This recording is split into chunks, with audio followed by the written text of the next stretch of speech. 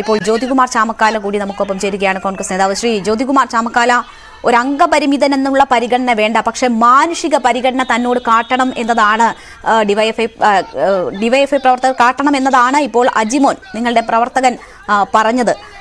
അദ്ദേഹത്തിന് തൊഴി കിട്ടിയിട്ടുണ്ട്. അദ്ദേഹത്തെ കൂടാതെ മറ്റ് കരിങ്കൊടി കാണിച്ച് പ്രതിഷേധിക്കാൻ നിന്ന പ്രവർത്തകർക്കും പലയിടങ്ങളിലും ഡിവൈഎഫ്ഐ പ്രവർത്തകരുടെ ആക്രമണം ഏറ്റിട്ടുണ്ട് എന്നതാണ് അദ്ദേഹം സൂചിപ്പിച്ചത്. നോക്കൂ, സംസ്ഥാനത്തിന്റെ മുഖ്യമന്ത്രി തന്നെ ഇത്തരത്തിലെ ക്രിമിനലുകളെ എല്ലാ അർത്ഥത്തിലും സഹായിക്കുന്ന നിലപാടാണ് സ്വീകരിച്ചുകൊണ്ടിരിക്കുന്നത്. ഇന്നത്തെ പത്രസമ്മേളനത്തിൽ ഉൾപ്പെടെ അദ്ദേഹത്തിന്റെ ഗൺമാനും അദ്ദേഹത്തിന്റെ ചുറ്റുമുള്ള അംഗരക്ഷകരും ഡിവൈഎഫ്ഐ യൂത്ത് കോൺഗ്രസ് കെ.എസ്.യു പ്രവർത്തകരെ മർദ്ദിച്ചതുമായി ബന്ധപ്പെട്ട ചോദ്യം ഉന്നയിക്കുമ്പോൾ അവർ പിന്നെ എന്താണ് വേണ്ടത്, അവർ സംരക്ഷിക്കുകയായിരുന്നു എന്നൊക്കെ പറയുന്ന തരം താഴുന്ന നിലപാടുകൾ മുഖ്യമന്ത്രിയുടെ ഭാഗത്ത് നടന്നുകൊണ്ടിരിക്കുന്നു. അപ്പോൾ മുഖ്യമന്ത്രിയും സർക്കാരും ഭരണകൂടവും ഇത്തരത്തിലുള്ള ക്രിമിനലുകൾക്ക് എല്ലാ ഒത്താശയും ചെയ്തു കൊടുക്കുമ്പോൾ അവിടെ അംഗമെന്നോ സ്ത്രീകളെന്നോ വ്യത്യാസമില്ലാതെ ആരെയും കൈകാര്യം ചെയ്യുന്ന രീതിയിലേക്ക് ഡിവൈഎഫ്ഐയുടെ ക്രിമിനലുകൾ, പോലീസിലെ ക്രിമിനലുകൾ മാറിയിരിക്കുന്നു. പോലീസ് അവിടെ ആക്രമിക്കരുത് എന്ന് പറഞ്ഞ് ഡിവൈഎഫ്ഐക്കാരെ തടയുന്നതാണ് ശ്രീ ജ്യോതികുമാർ ചാമക്കാല നമുക്ക് ദൃശ്യങ്ങളിൽ കാണാൻ കഴിയുന്നത്. ഇത് പുറകിൽ നിന്ന് വന്ന് ഡിവൈഎഫ്ഐ പ്രവർത്തകരാണ് ആക്രമിക്കുന്നത്. ഇത് ജീവൻ രക്ഷാ പ്രവർത്തനം എന്ന് തന്നെ ആയിരിക്കുമോ ഇതിനും കിട്ടുന്ന ന്യായീകരണം? കാരണം അദ്ദേഹം വാഹനത്തിന്റെ അടുത്തേക്ക് എത്തുന്നുണ്ട്.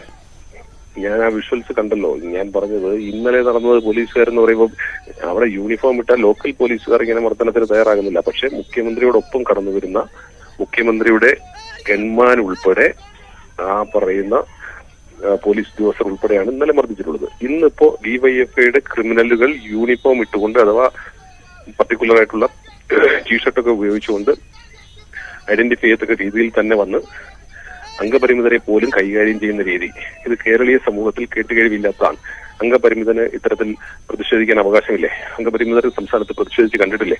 അപ്പോൾ അത്തരത്തിൽ പ്രതിഷേധം ഉണ്ടാകുക സ്വാഭാവികമാണ്. അത്തരത്തിൽ പ്രതിഷേധിക്കുന്നവർ ഏത് വിഭാഗത്തിൽപ്പെട്ടവരായാലും അവരെ കൈകാര്യം ചെയ്യും എന്ന മുഖ്യമന്ത്രിയുടെ നിലപാട്, മുഖ്യമന്ത്രിയുടെ ഒത്താശ, മുഖ്യമന്ത്രിയുടെ പിന്തുണ, ആ പിന്തുണയുടെ അടിസ്ഥാനത്തിലാണ് ഇത്തരത്തിൽ അക്രമ പ്രവർത്തനങ്ങൾ സംസ്ഥാനത്തുടനീളം നടക്കുന്നത്. സർക്കാർ ചെലവിൽ സർക്കാരിന്റെ സംവിധാനം മുഴുവൻ ദുരുപയോഗം ചെയ്തുകൊണ്ട് നാട്ടിൽ നിന്ന് പൈസ പിരിച്ച് മുഖ്യമന്ത്രിയും പരിവാരങ്ങളും ഇത്തരത്തിൽ കേരളത്തിലെ ജനങ്ങളെ ഒന്നാകെ ബന്ദികളാക്കിക്കൊണ്ട് ഇത്തരത്തിൽ അക്രമ സമപരിപാടികളുമായി മുന്നോട്ട് പോവുകയാണ്.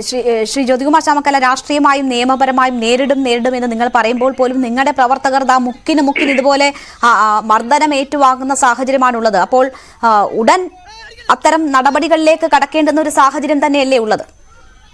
ഞങ്ങൾ നിയമപരമായും രാഷ്ട്രീയമായി അത്തരം നടപടികളിലേക്ക് കടക്കും. ഈ ചോദ്യം എന്നോട് ചോദിക്കുമ്പോൾ എനിക്ക് താങ്കളോട് തിരിച്ച് ചോദിക്കാനുള്ളത്, ഒരു മാധ്യമ പ്രവർത്തകൻ, ഒരു ഫോട്ടോഗ്രാഫർ മുഖ്യമന്ത്രിയുടെ ഫോട്ടോ എടുക്കാൻ ശ്രമിച്ചപ്പോൾ അദ്ദേഹത്തിന്റെ കഴുത്തിന് കുത്തിപ്പിടിച്ച് തള്ളുന്ന ഒരു ദൃശ്യം നമ്മൾ കണ്ടുകൊണ്ടിരിക്കുന്നു.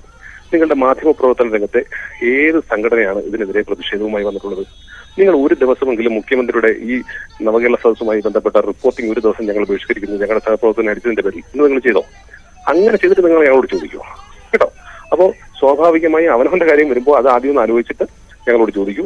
അതല്ല, നിയമപരമായി രാഷ്ട്രീയമായും നേരിടുമെന്ന് നിങ്ങൾ പറയുന്നതാണ്, അതിനെ പ്രതിരോധിക്കേണ്ടേ എന്നാണ് ഞാൻ ചോദിച്ചത്.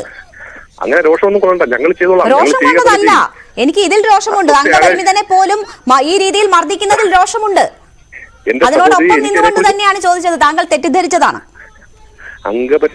മാധ്യമ പ്രവർത്തകനോട് മോശമായി പെരുമാറിയതിലും രോഷമുണ്ട്, ഇതിലും രോഷമുണ്ട്.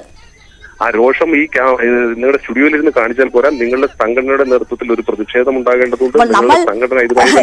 ഇപ്പോൾ വാർത്ത വായിക്കുമ്പോൾ ഈ രീതിയിൽ ആ രോഷപ്രകടനം നടത്തും നമ്മൾ. അതൊരു ജോലിയുടെ ഭാഗമായി, അല്ലാതെ പ്രതിഷേധിക്കേണ്ട സമയത്ത് പ്രതിഷേധിക്കും. ശ്രീ ജ്യോതികുമാർ ചാമക്കാല, എന്തായാലും കാസർഗോഡ് മുതൽ തുടങ്ങിയതാണല്ലോ ഇവിടം വരെ ഇത്രയും പ്രവർത്തകർ പല വിധത്തിലുള്ള മർദ്ദനം നേരിട്ടു.